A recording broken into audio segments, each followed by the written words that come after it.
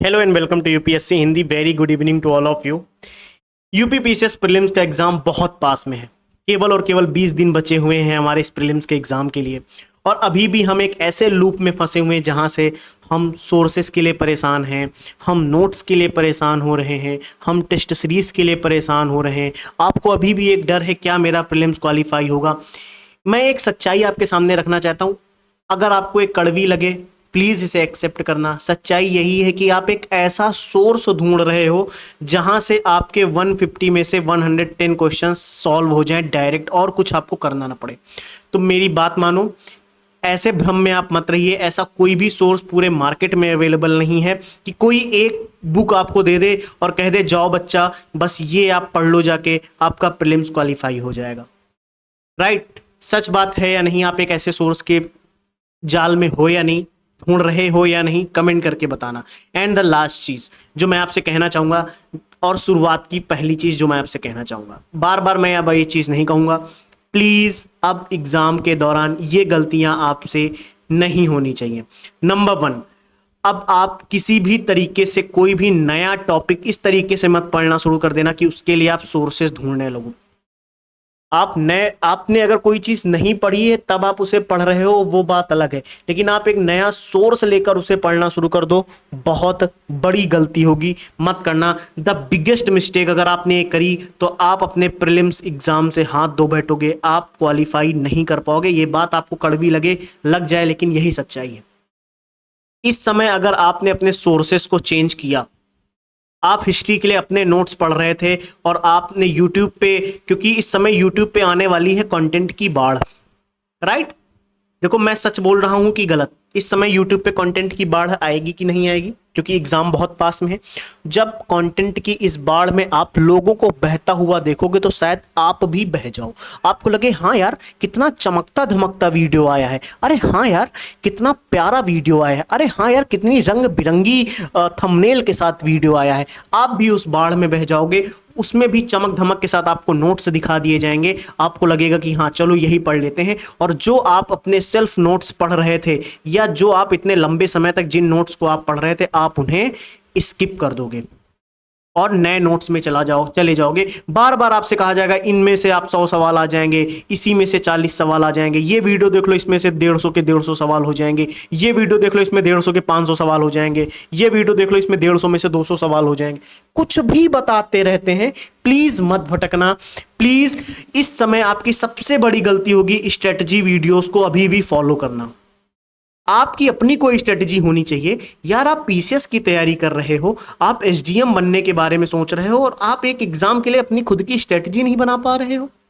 इस समय please please please please अपने सोर्सेस को चेंज मत करना। यूपीएससी हिंदी की करंट अफेयर की मैगजीन आ गई है। इस समय जिस बच्चे ने उस करंट अफेयर की magazine in the sense PYQ की एक करंट अफेयर की एक एमसीक्यूज की एक बुक आ गई है, पीडीएफ आ गई है। जो बच्चों ने उसको पढ़ना स्टार्ट कर दिया है, प्लीज इस बात का ध्यान रखना। आगे अभी और सारी मार्केट में आपको बहुत सारी पीडीएफ मिलेंगी, मत भटकना। या तो आप वो पढ़ लो या तो ये पढ़ लो, कोई एक फॉलो करना। ठीक है? क्लियर? अब आगे देखो, मैं आपको एक चीज बताता हूं। जो लोग टेस्ट लगा रहे हैं वो अपने टेस्ट की एनालिसिस नहीं कर रहे हैं, ये सबसे बड़ी गलती है। तीसरी सबसे बड़ी गलती, पहली गलती नए विषय अभी भी पढ़ना चाह रहे हैं नए सोर्स के साथ। दूसरी सबसे बड़ी गलती कि वो अपने सोर्सेस को चेंज कर रहे हैं। ठीक है? और तीसरी सबसे बड़ी गलती जो आप ये कर रहे हो, कई बच्चों के मैसेज है, कंफ्यूजन में है अभी भी, उन बच्चों के यही मैसेज है कि वो पढ़ रहे हैं, टेस्ट लगा रहे हैं, लेकिन टेस्ट की एनालिसिस नहीं कर रहे हैं। सबसे बड़ी गलती बेटा आपकी ये है। चौथी सबसे बड़ी गलती, जो बच्चे अभी भी करंट अफेयर को अनदेखा कर रहे हैं। प्लीज करंट अफेयर को अनदेखा मत करना। गेम चेंजर रोल प्ले करता है करंट अफेयर, इस चीज को ध्यान रखना। ठीक है? तो क्लियर? पहली सबसे बड़ी गलती, दूसरी, तीसरी, ये 3 गलतियां तो होनी नहीं चाहिए। चौथी हो गई तो आप एग्जाम फेल।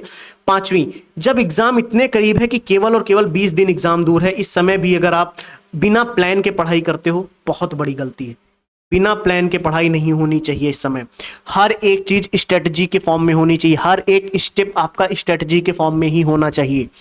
हर एक स्टेप आपका स्ट्रेटजी के फॉर्म में होना चाहिए। मुझे नहीं पता आप किस लूप में हो, लेकिन सबसे इंपॉर्टेंट, जो भी आपका रिसोर्स है, जो भी आपका रिसोर्स है, सबसे बड़ी गलती है कि उसको आप छोड़ रहे हो।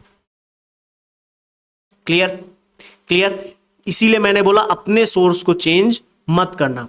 और इंपॉर्टेंट चीज, जो भी अपडेट दिए जाएं, जो भी, यानी जिसमें क्या लिखा है कि अगर कोई भी तरीके से आपके क्वेश्चंस रॉन्ग हो रहे हैं, पीवाईक्यूज रॉन्ग हो रहे हैं, लेकिन आप उन्हें घर पे प्रैक्टिस नहीं कर रहे हो, this is the biggest mistake, you know, this is the biggest mistake. ठीक है, ध्यान रखना इस चीज को, ये गलती दोबारा नहीं होनी चाहिए। मतलब रिवीजन नहीं कर रहे हो, ये सबसे बड़ी गलती है। प्लीज रिवीजन, प्लीज रिवाइज करिए। Revision is the most important की टू क्लियर एनी एग्जामिनेशन। मैंने हमेशा से कहा है और फिर मैं वही चीज कह रहा हूं, प्लीज प्लीज प्लीज रिवाइज करिए। और अपनी हेल्थ के साथ किसी भी तरीके का कोई खिलवाड़ इस समय नहीं होना चाहिए, प्रॉपर नींद लेनी होगी आपको। क्लियर? अब इन सभी का मैं आपको सोल्यूशन बता रहा हूं। ये जितनी भी गलतियां, इनका सबसे प्यारा सोल्यूशन ये है, यूपीएससी हिंदी के आप टेलीग्राम चैनल पे जाओगे, दोनों टेलीग्राम चैनल पे आप जाइए, चाहे यूपीएससी हिंदी के टेलीग्राम पे जाओ, चाहे यूपी पीसीएस हिंदी, दोनों एक ही टेलीग्राम चैनल हैं, यूपीएससी हिंदी के ही हैं। आप उन पे जाओ, आप देखो डेली हम वहां पे टारगेट दे रहे हैं आपको, डेली हम वहां पे आपको टारगेट दे रहे हैं, डेली टारगेट दिए जा रहे हैं। लेकिन टारगेट क्या सिर्फ एक सब्जेक्ट का दिया जा रहा है? नहीं, टारगेट आपको डेली हिस्ट्री का भी आ रहा है, ज्योग्राफी का भी है, पॉलिटी का भी है, इकोनॉमी का भी है, इन्वायरमेंट का भी है और साइंस का भी है। ये 6 के 6 सब्जेक्ट के टारगेट आपको डेली दिए जा रहे हैं। हिस्ट्री से भी आपको कुछ 1-2 टॉपिक दिए जाते हैं, ज्योग्राफी से, पॉलिटी से, इकोनॉमी, इन्वायरमेंट एंड साइंस, सभी से 1 या 2 टॉपिक आपको डेली दिए जाते हैं पढ़ने के लिए। Freely available on the Telegram. आप आओ, टारगेट एक्सेप्ट करो। सुबह मॉर्निंग में आपको टारगेट दिया जाता है, सुबह मॉर्निंग में 6 AM पे आपको टारगेट आ जाते हैं। सुबह से लेके शाम के 7 PM तक आपके पास समय रहता है।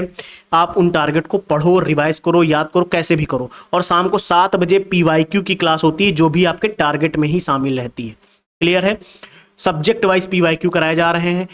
इस विजय पथ सीरीज को जिसने भी फॉलो किया है, मैं बहुत अच्छे से कह सकता हूं, हर एक सब्जेक्ट यहां पे कवर कराया जाएगा, फ्री में यूट्यूब पे कराया जा रहा है। उसके बाद भी आप भटक रहे हो, यानी आप अगर देखो यहाँ पे हर एक सब्जेक्ट, हिस्ट्री, ज्योग्राफी, आप हिस्ट्री ले लो, ज्योग्राफी ले लो, पॉलिटी ले लो, इकोनॉमी ले लो, इन्वायरमेंट ले लो एंड साइंस ले लो, सभी के PYQ कराए जा रहे हैं यहाँ पे। सभी के PYQ यहाँ पे फ्री में कराए जा रहे हैं।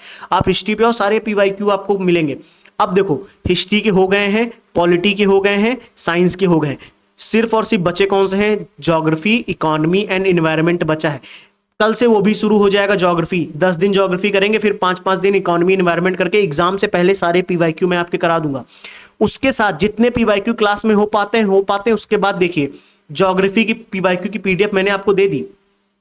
आप अगर ध्यान से देखो, ज्योग्राफी के PYQ की PDF दी जा चुकी है, इकोनॉमी के PYQ की PDF दे दी, इन्वायरमेंट के PYQ की PDF, पॉलिटी के PYQ की PDF, साइंस के PYQ की PDF और हिस्ट्री के PYQ की PDF ऑलरेडी टेलीग्राम पे आपको प्रोवाइड करा दी गई ऑलरेडी। हर एक PYQ की PDF को देखो कि आप देखो जाके, पॉलिटी में 800 से 900 प्लस 800 प्लस PYQ मिलेंगे। आप ज्योग्राफी में देखो 1500 प्लस PYQ मिलेंगे।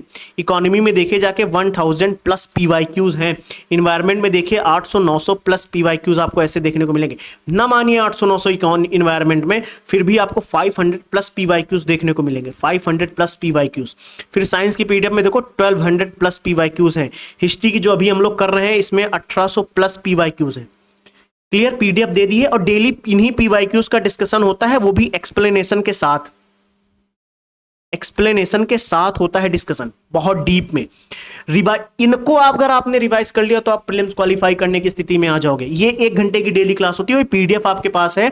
मैंने कह रखा है कि जब आपको ये टारगेट दिए जाते हैं, जब भी आपको टारगेट दिया जाए, मैंने कहा है ऑलरेडी, क्या कहा है कि जब भी आपको टारगेट दिए जाएं, जब भी आपको टारगेट दिए जाएं, टारगेट आपको सुबह 6 बजे दिया जाता है, 6 AM पे दिया जाता है, 7 PM पे PYQ की क्लास होती है।